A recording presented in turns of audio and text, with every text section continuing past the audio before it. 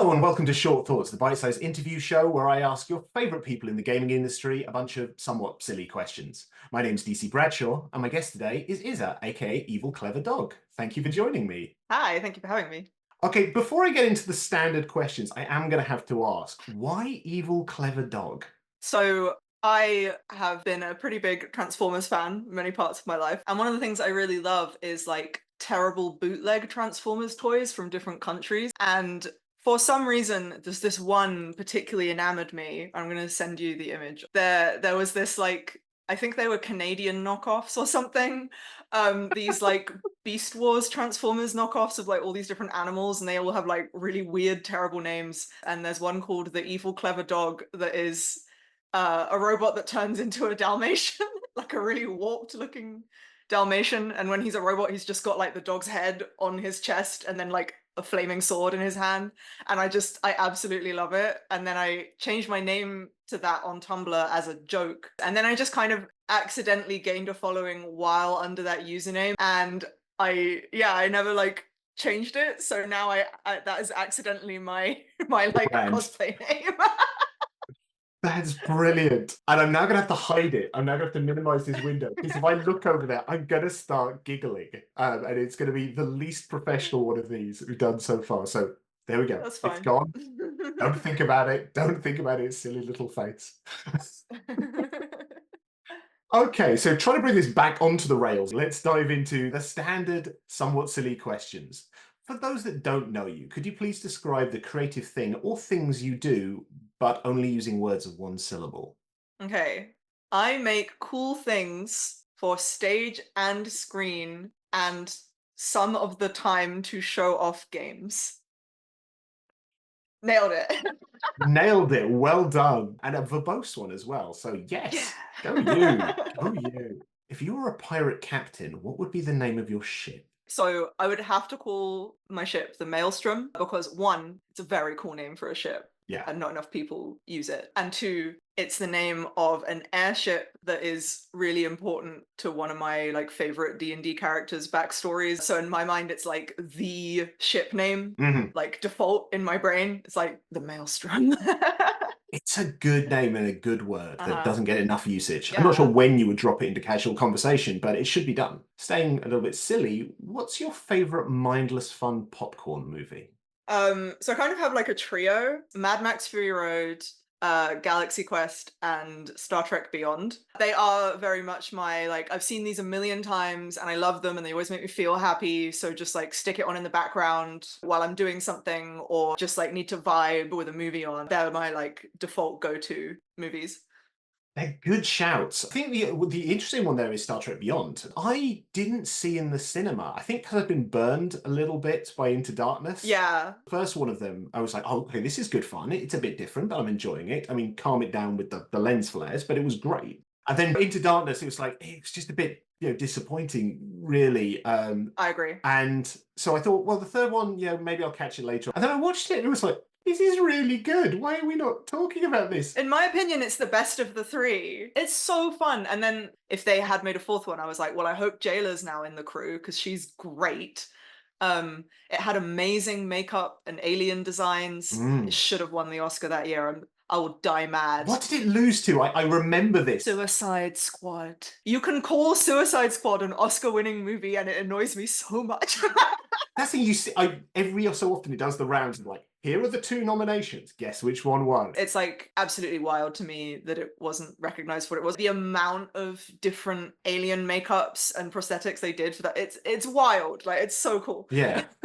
It's one of my, this is really geeky. I used to have a VHS. It was the making of the original Star Wars trilogy, narrated by Mark Hamill. And there's a wonderful section in that where they talk about doing all the creature design and puppetry design for Jabba's palace. Oh, it's so cool. And that's one of these things that really got me into behind the scenes. It's like Yeah. the creature shop of all the little maquettes of designing all these wonderful things. And then, okay, that's going to be a guy in the suit. That's going to be three people in a suit, but backwards. This is how, this is the person who's working Jabba's tail. And I love that stuff. It's so cool. Like that's my dream is to do all those like weird Mhm. like giant puppets and creatures and Yeah. stuff. Like I love that stuff so much. It's so neat. If you could have a miniature version of a mythological or fantasy creature as a pet, what would it be? I thought about this so much and I was like, oh no, I have to give a basic answer. Basically, I have the like red and blonde fire hair. That's like my brand. So I think if I had a little phoenix that sat on my shoulder, Yes. it would be such a vibe.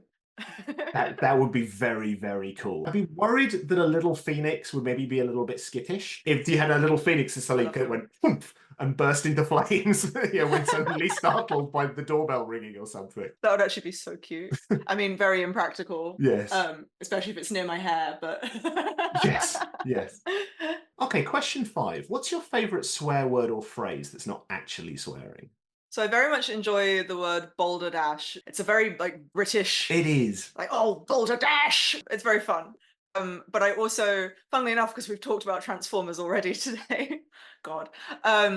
So I also like it when people make up like fake swear words for like fantasy and sci-fi things. The Transformers comics have a bunch of them that I think are really funny. So they say stuff like, oh, you clutch munching piston licker and you son of a glitch and stuff like that, which just like sounds very visceral while being very appropriate for children. There is an art form to swearing. I'm a great fan of the thick of it. Yes, me too. But I think if you can swap out words for something that's got that same kind of. Like that grit. But there's definitely a British thing about I'm going to stick words together, or I'm going to insert a word into another word to make it seem sweary. But I think that those seem to hit a number of different boxes there. Okay, if you had to sing a Disney song at karaoke, what would it be? It would probably be Zero to Hero from Hercules, or basically like any of the Muses songs from Hercules. I would love to get up on stage with a group of girls and sing those songs. That would be very cool. However, I don't have a good enough voice to do it, so I never will. I'll just do it drunkenly from the sidelines. Which kind of works for Muses, I think. Yeah.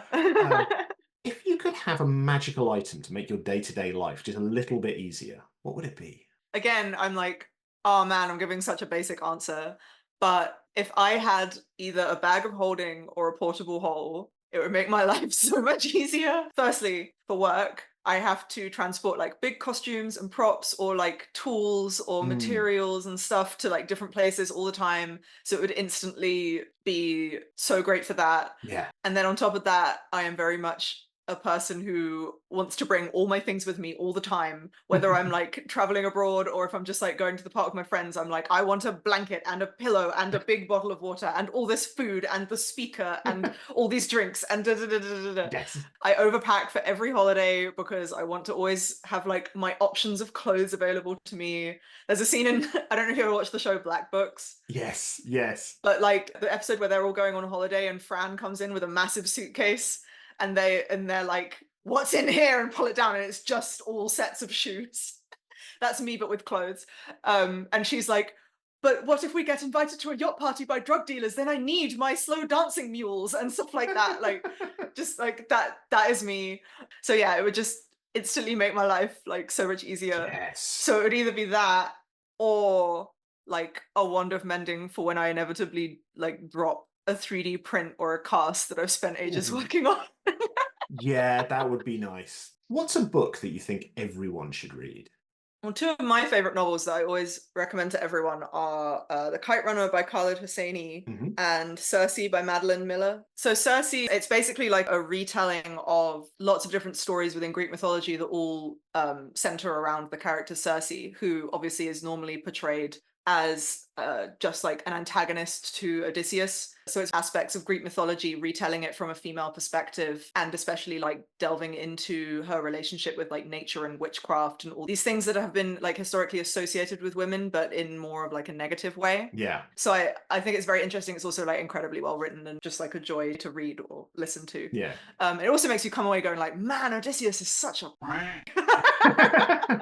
Yeah, that's a case with a lot of these kind of especially mythological protagonists. Yeah, and then talk about The Kite Runner, which is written by an Afghani author. There's a lot to it, but one of the things I really took away from it was how it discusses what happens to immigrants from places like the Middle East, could be applicable to like many other places, obviously, when they go to Western countries like America, their experiences and the hardships that they go through. For some reason, one of the things that really stuck with me was how it discusses how people who immigrate from like Middle Eastern countries, they back home they could be very like successful or even wealthy, like say they're a doctor or something, but their qualifications don't pass over into the United States and they end up like living in more poverty and stuff like that, and how that affects people's perception of people from those countries.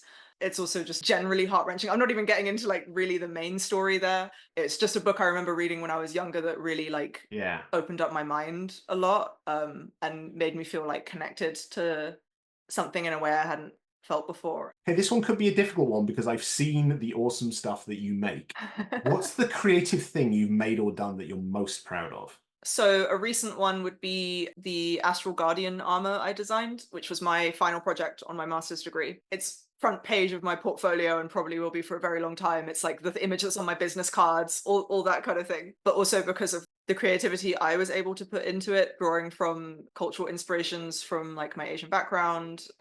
It's like being able to like reflect my own heritage in a design and a piece of work that I've made without any external factors, meaning I have to like temper that in the way that the film industry usually wants you to. Yeah. Because obviously like Middle Eastern, Asian, Swana cultural inspirations are usually either like not present in a lot of things, or if they are present, they're like completely misrepresented and very like stereotyped. Yeah. All the rest of it. It felt like a very like cathartic project for me, and also kind of a thing of like, oh, I hope I get to do something like this in the industry, but at least if I don't, I've done it for myself kind of thing. Yeah. And then there was a mask I designed for a play called Pomona. It ended up transferring to the National Theatre eventually, so my mask was on stage at the National Theatre, which was like, oh wow, oh my god. Like really early in my career as well. I was like, oh my god, that's actually like wild.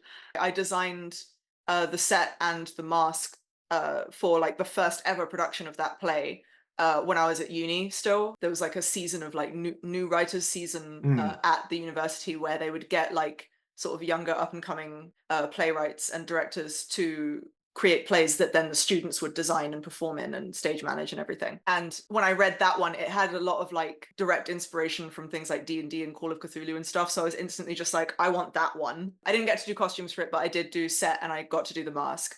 Then the play was picked up by the Orange Tree Theatre in Richmond and had another life. And that happened like right before I was about to graduate. So I was in touch with the director and the writer still. And they were basically like, look, we love your design, but we don't think they're going to like allow you as a recent graduate to do like the whole set design, but we want the mask. Like we want you to still be involved. And then, yeah, like that production did really well and they picked it up for another run where it went to the National Theatre and the Royal Exchange, and the mask is on like the cover of the script. So it's just like a really cool thing that that just like kept like snowballing. Yeah. That's amazing. Final question. Could you please tell us your favorite inoffensive, groan-worthy dad joke? Okay, this was hard because my dad used to tell a lot of jokes that would not count as inoffensive. But I actually have one. I have one that my dad used to tell me that apparently I loved when I was a child. What did the earwig say when it fell off the wall? I don't know. Here we go! Oh dear. That is, yeah. Oh, yeah. Yeah, no.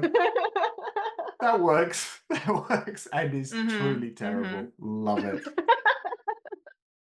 Okay, well, thank you so much for your time. If folks have enjoyed these insights into your brain, where can they find you on the internet? So yeah, I'm Ezra, aka EvilCleverDog. And if you would like to see some of the things I do, I'm a like costume FX and props and creature designer and maker and all kinds of cool things. I'm on Twitter, Instagram, YouTube, Blue Sky, Kara, oh, and TikTok, all as EvilCleverDog, or one word on all of them. Sometimes I make videos about making things. That's what you'll find on YouTube and TikTok. Instagram and Kara obviously are good for just like seeing the work with nothing else. And then on Twitter, I sometimes share my work, and other than that, mostly just like scream about the state of British politics and stuff at the moment. At least it's funny while it's terrible. There's that. It's kind of living satire, I guess. But yeah, we become more like a Thick of It episode every single day, and at least it's funny. Sadly, sadly true.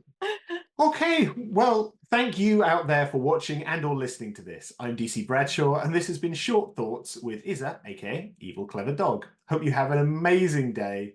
Take care. Bye!